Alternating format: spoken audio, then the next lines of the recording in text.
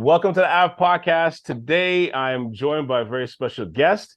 He's coached at the D1 level in the NCAA at St. Francis, at Marist, and at the University of Army, totaling 47 years, over 1,000 games, which is amazing. It's an amazing accomplishment.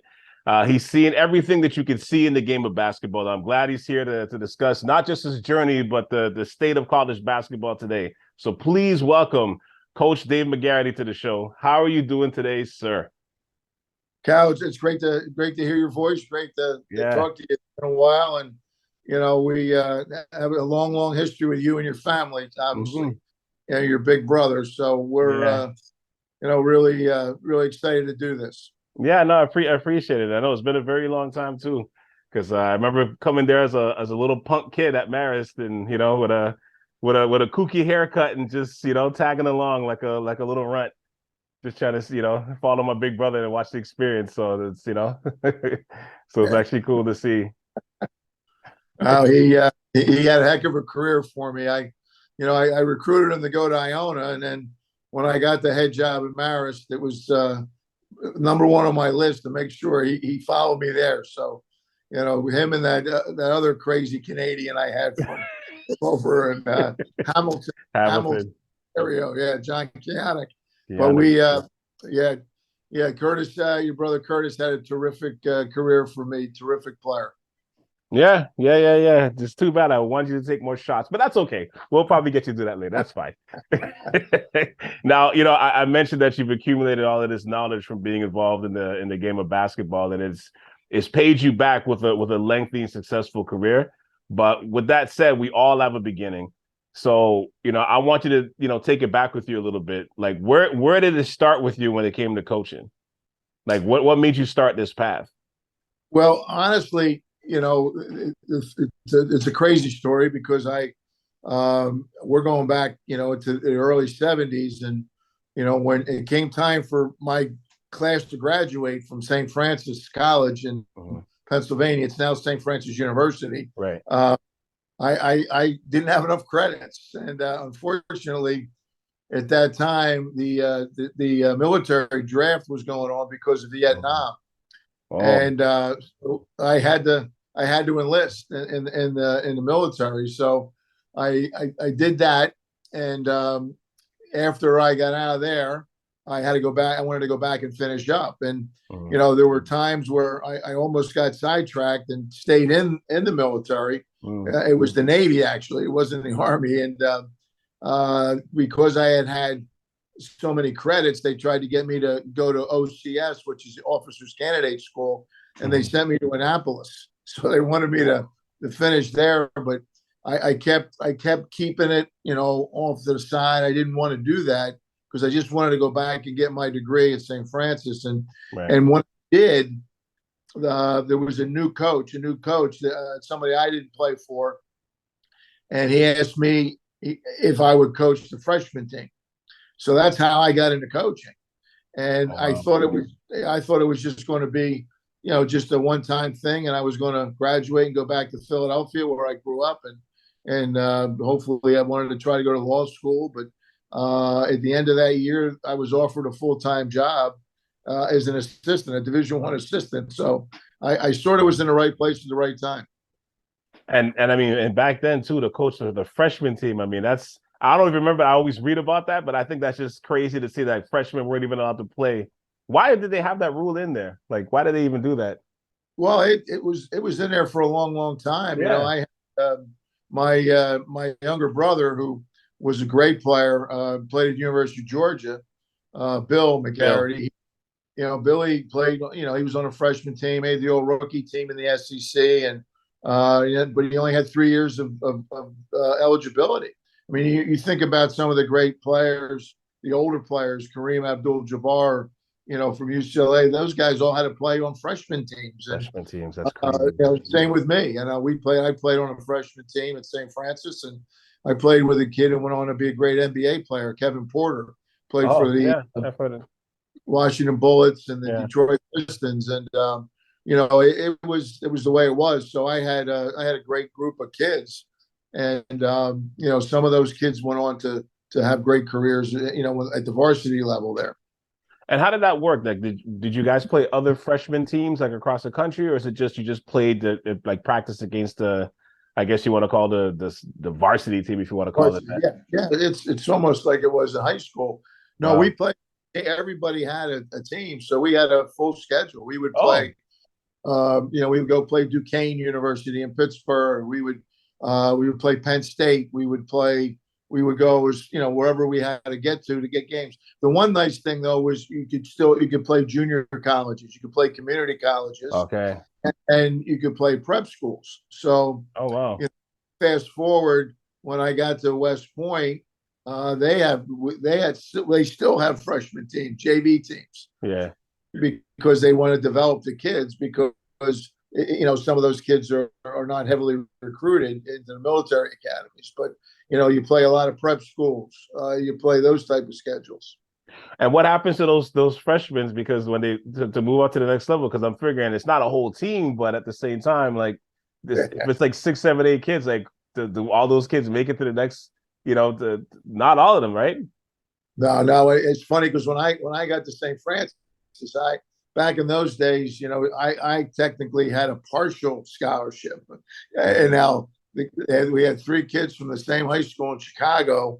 To get this Kevin Porter, they had to take 2 of his high school teammates to come to Loretto, Pennsylvania. He was at a DuSable high school in Chicago. Mm-hmm. So we had a good team. Our freshman team that year, we averaged 116 points a game. And we had 2 kids from Philadelphia that were great players, Joe Wazinski, and it was good. So, now the next year, you had to try out. I mean, I was a sub my whole career. I mean, Right. I used to set screens. That's all I ever did. So, but I was fortunate. As a freshman, I had Norm Van Leer was a Oh, wow. senior. He wanted to be a great player with the Chicago Bulls. Yeah. And Kevin, as I mentioned, Porter was in my class. He was my roommate for my freshman year. So it was sort of a neat, opportunity to be with that level of player at such a small school. Now, like fast forward this a little bit. Now you end up with the head coaching job at St. Francis. At the time, like what did it mean for you in terms of like the happiness, and did you know the pressures that was going to come with being a college coach at that time? Like when you first got the job, like what was that feeling for you? Well, you got to remember this. We're talking about mid '70s, and I was when I was an assistant, I was the only full-time assistant. Wow. So my first year as an assistant coach, I bought my first new car and I put 78,000 miles on it in 1 year. True story. Wow. I went through 2 Smokes. transmissions. Yeah. Well, St. Francis is in the middle of Pennsylvania, so to recruit anybody, we had to go distant. Yeah, so I recruited heavily in the Philadelphia area, New Jersey. I would go to DC, and then we recruit Pittsburgh. But it was hard getting good players out of Pittsburgh because Duquesne and University of Pittsburgh had a lock on those. And then fast forward, a lot of Ohio schools too. Yeah. So because you're right on the border. But when I was the youngest Division I coach in the country when I got the job in 1978, I was 26 years old. Oh my God. And I used to speak to people at banquets, and the reason I got hired was I came very cheap. The Franciscans took the vow of poverty and they expected the coach to keep it. So I probably the lowest paid Division I coach in the country at the time. Well, I was gonna say, but what was the pressure like for you? Like once you got the job, like did you realize like, whoa, like this is like, was there a shock to it? Like especially those first couple of years? Well, I worked for a great guy. His name was Pete Lonergan. He when he left St. Francis, and the funny story was I had just interviewed for an assistant's job because I had been there for so long as a student, as a player, as an assistant. And I was offered an assistant's job at American University in Washington, D.C. At that time, the head coach was Gary Williams. And Gary, who went on to win a national championship in Maryland. And, he was the coach at Ohio State, at Boston College. Gary had offered me an assistant's job, and it was what a great opportunity. I was going to be able to move to D.C., get to a real city, And and I came back from that, my boss said to me, he goes, "You got a tough decision to make because he took the head job at Niagara University, Mm. and he goes, they're going to offer you the job." So I really, it was sort of an easy decision. Yeah. And when I took the job, I don't think I was ready for it, but you know what? Sometimes you gotta go with the flow. And You gotta jump feet first. Yeah, I did. And we, it's funny because we got out of the gate, we were 9-2. And my first year, my only two losses were the number 4 team in the country, LSU, and the number 1 team in the country at that time was Notre Dame. Notre Dame. And I was 9-2, and then the bottom fell out. And then we ended up I think we ended up with a winning season by 1. I think we ended up 14-13. But the schedule back in those days was incredible. I played everybody. We played Georgetown. We played. I mean, there was no leagues back then. The Big East wasn't even in existence then. So we played Syracuse, St. Bonaventure, Niagara, Canisius, and then we would play. We would go south and play teams down in the D.C. area. We go to Philly. I played St. Joe's. I played Villanova. We played Pittsburgh. We played Duquesne, and they were all really good programs. And we held our own, but that's my record sort of took a hit. Yeah. Second half of that. What was the lessons that you would say that you learned from that first coaching stint? Well, I think the St. Francis experience, because it was my alma mater, there was a lot of it was tough. It was a tough job. You're stuck in the middle of nowhere in Pennsylvania. Central PA. It was a tough recruiting situation, but you figured out a way to get kids. I would take the third best player off of a great high school team, say DeMatha, and those kids ended up having great careers for me. Yeah. So we did well down there. I had really good kids from Philadelphia area because I grew up in Philadelphia. I played in that area, so I knew that area in South Jersey, and then we got into North Jersey and New York City. So. And there were always good players, and the recruiting piece was the key to your success. And the one thing I learned was recruiting and scheduling really was the biggest thing you had to be able, to get good at if you were going to succeed. And I'm not sure if I ever looked at it from, or most people don't look at it from a coach's point of view. But how hard is the recruiting process, especially when you're not at a blue blood school? Oh, it was difficult because you had to be very careful that you didn't waste. First of all, I had very little money in my recruiting budget, so you had to really be very, very judicious about, am I going to drive or fly somewhere or waste all my money recruiting a kid I have no shot at, or am I going to just try to make inroads in certain areas? And towards the end of my tenure at St. Francis, we really got into the D.C. area, and Baltimore, D.C., Maryland, Virginia, had some terrific players. And you look at, I was back at St. Francis recently for a Hall of Fame thing, and one of the things that I noticed was when you look at like the all-time leading scorers there, I think in my tenure there, I coached I think 7 of them. Wow. So in the top 10 scorers, or I'm sorry, the top 15 scores. But, it's really, gave me an understanding of the business. And then from there, I went to Iona as an assistant. And that's when I recruited Curtis Celestine. Yeah. But, it was a tough time for me because at the time, there was a big transition at St. Francis. The president left, new AD, a lot of things came in, and I was struggling dealing with some things, and I just said, you know what, it's time for me to move on. And I think the feeling was mutual. Wow. So that's when I went to Iona, but Iona had come off great years with Jimmy Valvano, and we had played against Iona. I coached against Coach Valvano, and he had then he left to go to NC State. Yeah, and that's the one thing too with Philadelphia and that DMV area. They've always traditionally just had great basketball players just from my Yes, time, absolutely. even now, that just always had just really good. Anytime you heard of basketball players from DC or like Philadelphia, you're like, okay, I know he's probably good. I gotta be on my P's and Yeah, Q's. absolutely. It's he was a great little guard from played for the Raptors and they won the NBA championship. He's from my high school in Philadelphia. Um, he's with Miami. Was he with Miami now? A guard from Lowry, yeah, Lowry. Yeah, Yeah, what am I yeah. saying? Kyle Yeah, Lowry. He's from my high school. the Played reason at why I'm Gardner wearing the hat. Doherty High School. Yeah, Yeah, and he's tough as nails. He's to this day, yeah, big men still have a hard time posting him up. To this day, and that's that yeah. He's a grit. tough kid. That's that grit. And And all those kids went to Villanova. A lot of those kids came out of Villanova too. yeah, yeah.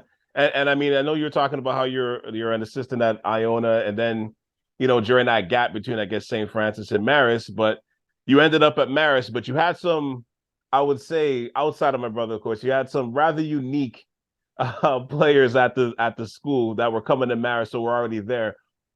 Was the uniqueness of the size of the players, like Rick Smith, for example, was that like one of the main reasons why you ended up going to Marist? Like, how did that come about? Yeah, well, what happened was when after my third year at Iona, the head coach was Pat Kennedy, and Kennedy. Pat he got the Florida State job, Mm-hmm. and I could have gone with him, but I felt that I really didn't want to make that move, and I really thought that I had a shot at getting the head job at Iona, and it came down to me and the assistant who was at Notre Dame. His name was Gary Brokow. Gary played in the NBA, played for the Bucks, played at Notre Dame. Was a great player and a good guy, but they ended up hiring him, and I was devastated at the time, and I had even thought about getting out of coaching. I Oh was, wow. thought about maybe going down to Wall Street. I had met a lot of people during my tenure at Iona that were working down at Wall Street. They had a lot of connections, and I was this close to doing that. But then all of a sudden, a few jobs opened up. Siena opened up. Manhattan opened up. And I started interviewing for these other jobs. And then Marist opened up. And the AD at Marist I had worked with at Iona for a couple of years. And then he moved on to Marist. And I ended up that to me, that was the best opportunity. And because I was offered this, I almost took the Siena job. And I interviewed twice for Siena. They offered me the job. When I drove down from Albany, New York, back to Poughkeepsie, back to New Rochelle, where I lived. He asked me to stop in Poughkeepsie, and he ended up bringing me in to meet with the board of trustees and the president. And Siena thought I took the job. They thought I was taking the job. So, but Marist had Rick Smits, and we had Rudy. We had Rudy Gobert's father. Rudy. Yeah, that's his father. He was 7-footer from Guadeloupe, and he was playing on the French national program. And I had Miroslav Pekarski from Novi Sad, Yugoslavia. So we had some studs. I mean, we really did. And I just thought Marist was more of a Metro New York type of a team, whereas Albany, Siena was in Albany. It was a different league. State, yeah. So harder to recruit. It was sort of, Marist to me. Well, Siena's done well, but at the end of the day, to me, Marist was the right choice. Now, at the time, like, was Rick Smith at the time, like, did you guys know that, or like he was going to the league, or did you just like, was the potential there at the time, or was it just like, okay, yeah, he had played the year we had actually. The funny thing was we had played my last 2 years at Iona. We had played against Marist, so I saw Rick Smith play in one of his first college games as a freshman. They almost beat Villanova. Oh wow! And in 1985, and Villanova went on to win the national championship that year with Braulio Massimino.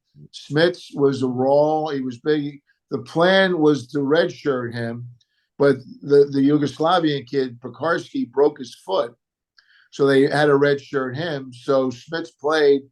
I saw him play his first 3 games because we played. No, I scouted them, then we played them. I tell you, I never saw a big kid improve that much game to game to game. Mm. He was that talented. So by the time I got there, the problem was they had a problem. The coach that was there, the players didn't get along with him. He was only there a couple years, and I knew him. He was from Pittsburgh. He had been at Marist College, and the players were threatening all to transfer. They didn't want to come back. A couple of the foreign kids. So what happened? They did, and then I had to come in and re-recruit everybody. So I had to go to Europe. I was in Europe for almost 2+ weeks. I was behind the Iron Curtain in Hungary. I was in Yugoslavia, and we had a kid from Budapest, Hungary. We had a kid from Yugoslavia. That was both behind the Iron Curtain. I was in Amsterdam and then Eindhoven, Holland. And then I was in France. I was in Paris with Bougarel, with Gobert's father. And it was nuts. And I had to basically convince them to come back because Smits had an unbelievable game in the NCAA tournament his sophomore year against Georgia Tech. He had outplayed John Sally. He outscored him 22-9. He outplayed him. And, you talk about, the transfer portal, he would have been gone. The word was Dale Brown from LSU was absolutely salivating over him because that's where they played the regional in Baton Rouge. So you saw. And no one knew who the heck he was. And here's a 7'4" kid who was just killing. You talk about unbelievable.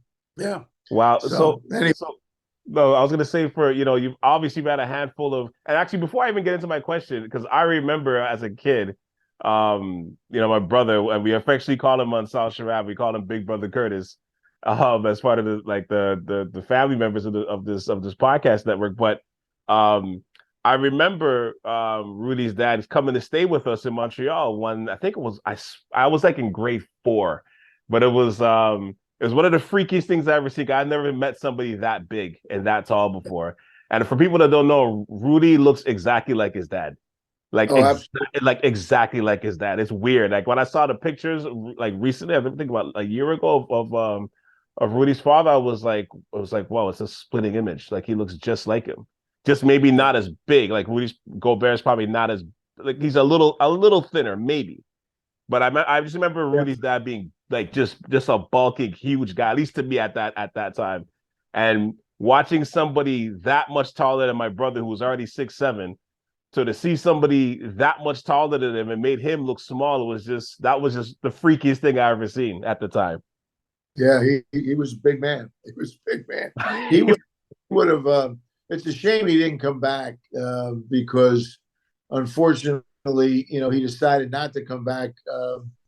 And I think that extra year would have helped him. He stayed and played. I think he played one of the French national team, but he just never really got to the next level in terms of his skill set. And, he played because Pekarsky left after the 87 season, and because that was the Olympic year in 88. And he made he was from Serbia. So he was on the Yugoslavian Olympic team. And they had that great team because, between, Croatia and Serbia, I mean, they were playing together at the time. So I think they won the silver medal that year. But then the next year, Pekarsky came back because Smits graduated. He got drafted, second pick, number 2 pick in the draft in 88 to the Pacers. And then Pekarsky came back, but Bougarel didn't. And then Pekarsky played with your brother that year. Yeah, I believe that was his junior year, Curtis's junior year.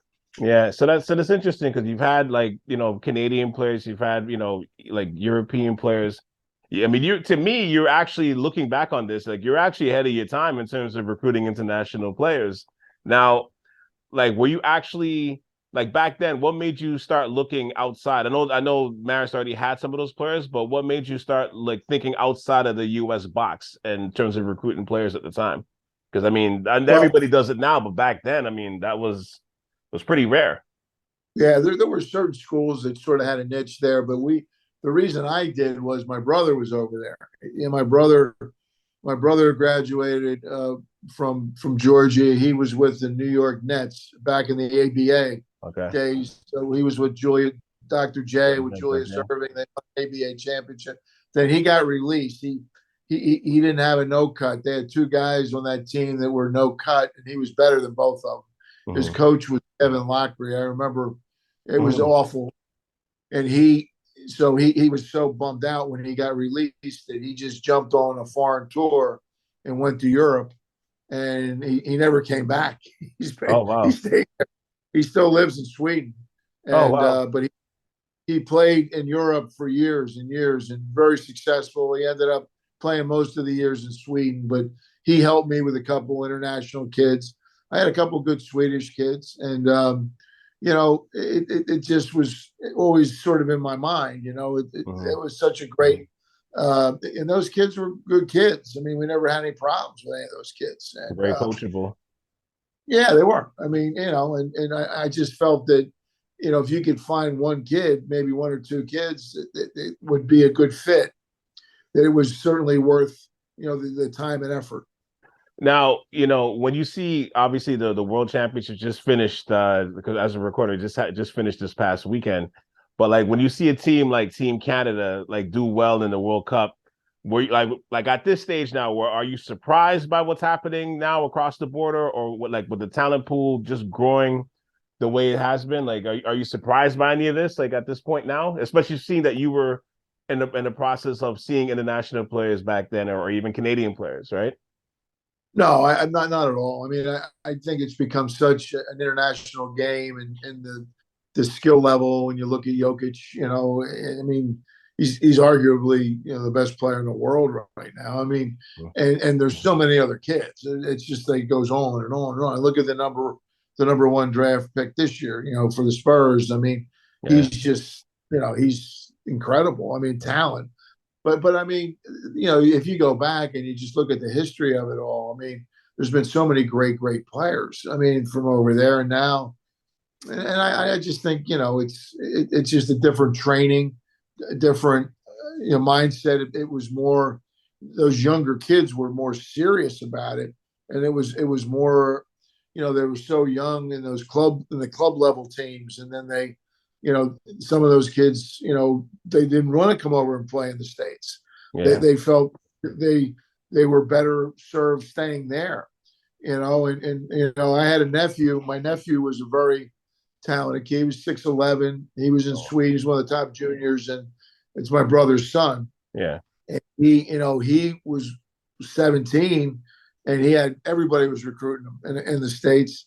But he chose to go. He went to Spain, signed a contract, but he got with a bad club, and the coach didn't play him or didn't utilize him the right way. And when he signed, it was a different coach, and then all of a sudden things changed. And so 2 years later, he said, "Heck with this, I'm going." So then he came over. He ended up at Boston College. Okay. And then the coach that recruited him got fired, and then he ended up transferring to where he should have gone in the first place. He went to Davidson in North Carolina, right? And he had a great 2 years there. He went to 2 NCAAs, and then he ended up playing. And he went back and actually played in Spain for a number of years. He just retired. Yeah, and then his sister just graduated a few years ago from Virginia Tech, and she's the all-time leading rebounder in ACC history. Oh wow! Wow. Yeah. Reagan Magarity. Magarity. Unbelievable career. And, played with the Connecticut Sun in the WNBA for a bit. And now she's playing she's in France. I think she just signed a new contract in Spain. So, it is what it is. I mean, kids playing over there have to really make a decision about what's best for their future. Yeah, no, absolutely. And I mean, you're seeing that now. But like going back to Marist for a moment, I know you ended up making the tournament in '87, right? Was it '87 or 87? You made the tournament, for the first time. You got Coach of the Year. And like, how hard was it to schedule games as a mid-major at that time, especially when you had those type of players on your roster? Like, how Well, many teams was afraid to play you guys? well, they would play us, but we had to play on the road. We never got, we couldn't get any home games. Yeah. I played Miami twice. They had a great player, Tito Horford. That's Al Horford, Horford's dad. Al Horford's dad, and he was, supposedly one of the best centers in the country. And we played him at Madison Square Garden, and then we played him in Miami. We beat him in Miami. We actually lost in overtime in the Garden. Should have won that game. It was the first year of the 3-point shot, and up to this day, I should have fouled instead. Some kid hit a ridiculous 40-footer. But anyway, we played at Providence. Patino had just gone to the Final Four. Right. We played a holiday festival in Madison Square Garden with against St. John's and Kansas and Danny Manning. That's where the infamous scene from Coming to America. They filmed your guys' game, right? Right. Yeah, that's exactly right. Yeah. So I was hoping that we'd make it to the second Coming to America one. But we were. It's probably a good thing. I don't know if you saw the movie. It's probably a good thing. Yeah, I see. But after all the years of coaching men's basketball, like for you, what made you make the change to enter women's college basketball and join Army's program? I'm interested in seeing that side of it, especially when you're coaching that long in men's basketball. Yeah, well, I had a good run at Marist. I mean, we get to 2004, and at the time, we just had a lot of things go wrong. We had a couple kids with serious injuries. We had a group of young kids, though. I had put together a really nice group of freshmen. I had a kid who went on to be the player of the year in a conference. I had in that freshman class, and I had a kid redshirt of that, and those kids, they all either were all conference, all rookie, all player of the year. Jared Jordan got drafted, played, had a cup of coffee with the Clippers. So, I mean, we had some good young kids, but, I'd been there so long, and it was just like, I was banging heads with the president. He had been there too long. I had been there too long. Too long. Yeah. So I made the transition out, spent 2 years in athletic administration, was an assistant commissioner for the Metro Atlanta Conference, where Marist was a member. Right. And then I went to the Mid-American Conference. And, that was, a good move because it was big-time football. Yeah. And, the only thing was I was going to have to move to Cleveland. So, I'm doing my job, and I'm covering a football game. And they asked me to go home. My family was still in Poughkeepsie, and I cover a game at Army. And I know everybody at Army because when I was coaching Marist, we played Army all the time. Right. They approached me about the women's job had opened up, and I'm like, well, I never coached women, So that's how it all started. Now I had talked to other people before. People had approached me about coaching, helping out a couple of different programs. But I just, I didn't think that was something I wanted to do. I thought it was time to move on. But then this Army thing came up, and, what was nice about it, Cal, was that I didn't have to relocate because I was going to have to move to Cleveland, where the Mid-American Conference office was. And my wife was like, so when I told my wife, I said, look, you're not going to believe this. They want me to, they would coach women here at West Point. Now, West Point's only 40 minutes down the river from Poughkeepsie. Yeah.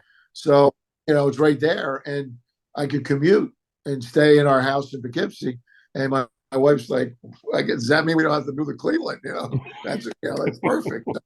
So that's how that, and my daughter at that time had finished playing. She had a great career at Marist, took them to their first NCAA tournament in 2004. And she was coaching at Marist, and then she was at Fairfield University. And she kept saying to me, Dad, you really you're a coach. You're not and I really wasn't into being an administrator, to be honest with you. Yeah. I had to deal with like 12 angry coaches. I was in charge of men's basketball. I had to deal with the officials. I had to deal with all the officials, the supervisor. I mean, my phone wouldn't stop ringing. Sounds They like a were lot of upset stress. about. Oh, it was awful. It was awful. You know, and the only thing I still feel bad to this day was the guy that hired me was one of the nicest people I've ever worked with or for. His name was Rick Christ, was a commissioner, and he really took care of me. He really put together a great package for me. And I would have been fine, but this was just sort of a weird thing that came up, and I'm thinking, to be honest with you, if I was going to coach women, I couldn't imagine coaching anywhere but West Point, because those kids are so different, in the military. They're just different. And they're different. They're tougher kids. They're a little bit more, focus driven. And I just think they're, I don't know if I could survive at another school coaching. They can take the hard coaching, I guess, in that sense. Well, they did. I mean, pretty much. I mean, there were times I crossed the line, I guess, but the fact that I was able to hire my daughter to be my assistant was really, really a huge key for my success, because I don't think I would have survived without her. Now, I want to make sure I'm getting the story correct. So, were you around the time? Were you there the same time when was it Maggie Dixon that was there at the time? Yeah, that's who hired me. Maggie was the one that talked me into taking the job. Okay. So that's what I worked with her for the year. At the end of that year, we had a great year. 2006, we could go to the first NCAA tournament in the Academy's history. I mean, she's a rock star. I'm thrilled. One of my old assistants, who your brother knows well, Jeff Bauer, is now general manager of the New Orleans, New Orleans team, and I'm like, he offers me an unbelievable job, So it's scouting. I'd be, NBA scout with them with New Orleans at the time. So I take the job. I tell Maggie. Maggie hires my daughter to replace me. Oh, wow. And I'm like, it's perfect. Less than a week later, I'm down at the NBA pre-draft camp in Portsmouth, Virginia. I get a phone call. I'm with her brother, Jamie, who's a coach at Pitt at the time. And she collapsed. She had an enlarged heart. And she went into a coma, and she passed within the next 2 days, she passed away. So it was horrible. So that was a very tough time, but I wasn't sure. I had taken the NBA job. So I'm like, we fly out to her funeral. They approach me, the superintendent, who's like a 3-star general, and the athletic director say, look, we need you to stay. And I'm saying, hey, I don't know if I'm the right person for this job. I'm not Maggie Dixon, and they're like, no, the players really want you. The players want you to. And I'm like, well, I sort of took another job, it's sort of like a dream job. Yeah. And I just, I had to really think about it. And then I said, again, and my daughter's like, Dad, if you take that, you're going to be, flying all over the place, sitting in gyms and Lithuania. And, that's what I would have been doing, and that would have been fine. But here was an opportunity, and the kids, it was a great group of young ladies, and they were great kids. And so I figured out I'll do it for a year or two. The kind of transition. Yeah. Like I was going to say, did you think at the time was going to transition to that long when that happened? Yeah. I never imagined it. And Maureen, when I convinced her, I didn't think they were going to let me hire her, because, they have whatever that's called, that rule about hiring your relatives, whatever it's called. But anyway, they were like, well, Maggie already had hired her, had offered her the job. So I'm like, well, if I can hire her, then I'll definitely do it, thinking that'd be fun working with her for a couple of years, and then I'd move on. But then the problem was she moved on. So, and she went to New Hampshire. So, but it was great. I mean, we had a lot of fun, won a lot of games, and we had Jesus Christ, we had to run 4 years. We won 100 games in 4 years. Wow. I mean, had some great players, and an All-American little guard from California. Kelsey Minato was She's the all-time leading scorer in Patriot League history. She was a mid-major player of the year. Great, I mean, just a great group of kids. I mean, and just, it was really a lot of fun. I enjoyed it. And, I probably could have stayed longer than I was going to retire at the end of the 2016 season when Kelsey and that class graduated.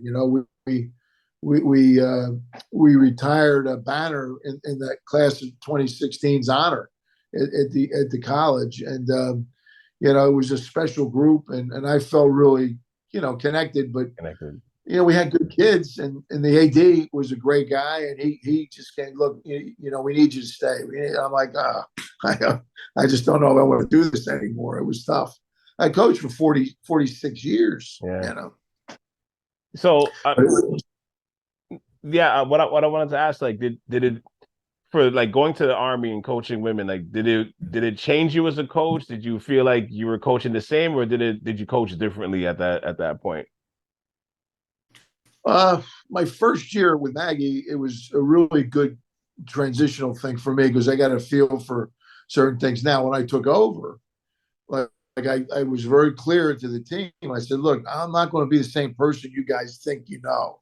I was like the big teddy bear, and I was everybody's friend. I was the assistant, Right. It was fun being an assistant, but now here I am, and there was some, I had a few hairy days.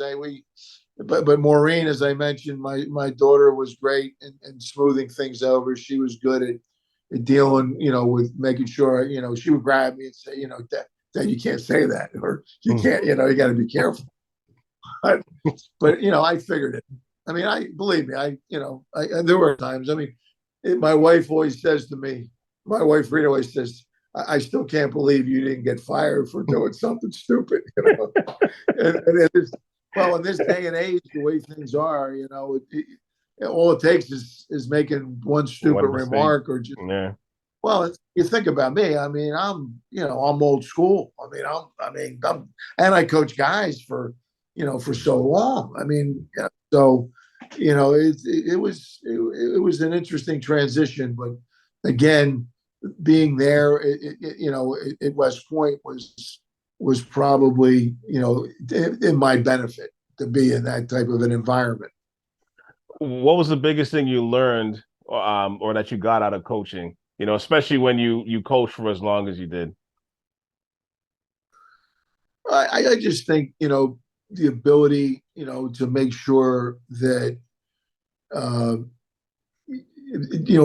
being fair with people is being able to treat people the right way, and no matter who they were. I always felt that way. I think I was pretty good at that. I'm not saying kids that didn't play were happy, or maybe things didn't go the way they wanted to go, but I always tried to make sure that that I was being honest with people. I think people talk about having an open door policy.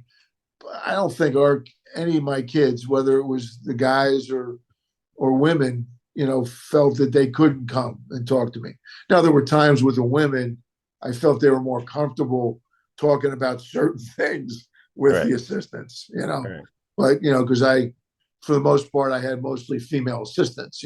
I had a couple guys over the years, but at the end of the day, it was important to me that they felt that they could come to me if they had an issue or they had problems, and then there were other kids that would take advantage of things, or they would try to push the envelope too far. But I think being honest with people and just trying to treat people the way you would want to be treated. I mean, the golden rule to me was important in coaching, because I just think coaches, a lot of times, coaches that I've seen in my career, that they would crash and burn, or they would be things would be going great, and then you'd be like, that guy's it's going to come back to bite him sooner or later. Yeah. And you know what? For the most part, it usually does. And those are the guys that that really, I think, burn a lot of bridges. And I don't think I ever did that. And I think that's something I've always tried to be careful about. And as a parent, especially when that's involved in sports, like, and this has become your life's work, like it's only natural that you want to see your children kind of take after you. So I know your son Dave played at, he played with you at Marist. Yeah. However, obviously your daughter, she literally took your path and eventually became a D1 college coach, and she's, carving out her career in her own right. For you, were you surprised by her path? I know she played, she played at Marist and she had all her accomplishments, but did you know that this was something that she wanted to do? When she was younger, Cal, I remember, and I tell people this. I mean, if you look at, there were a lot of things written over the last couple of years about our relationship, because if you go back to the 2000, like my last season, the year I retired was the year we played. I coached against her, and and she kicked my, a couple of times. I finally got her in the last game, but there were a lot of art. I mean, they're like killing me on, Good Morning America on ABC. They're saying, "Boy, the daughter really took it to the old man last night." I'm like, okay. But some of the articles that they wrote were really, really nice. The Boston Globe, ESPN, this woman who does a lot of stuff for ESPN, Michelle Vopel, wrote beautiful articles about.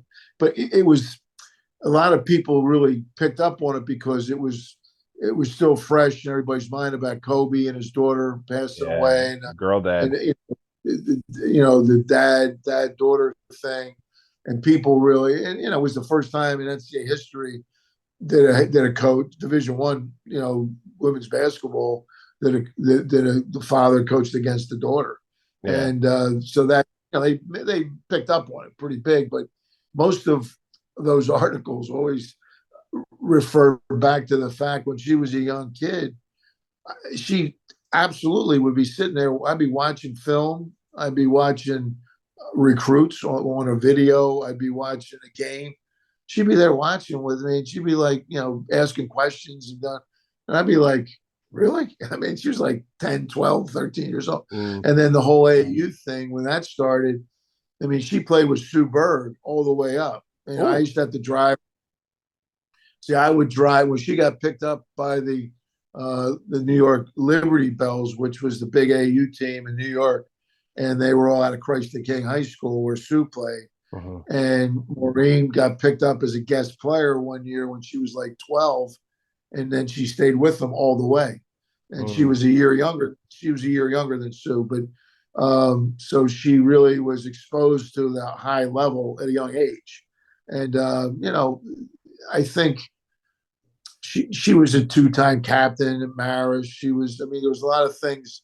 She just had a feel for things, and she knew how to deal with things. And I think it's really in her blood. She gets it, and I think she has an entirely different demeanor than me. I mean, she's very calm.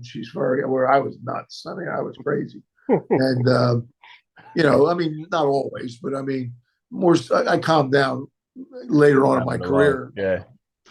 But your brother will tell you. I mean, I was wacky sometimes, but I just think that she I think saw that and said, that's not me, and she has her own identity, and she gets it. But I think she's really good now. Honestly, the way things are going in the NCAA right now with NIL and the transfer portal and everything else, you know what? I can tell she's starting to get really frustrated with certain things because it's creeping into that level. Because those kids, it's really a shame, because I think it's going to ruin the game as we knew it. The college game as we knew it. It's never going to be the same again.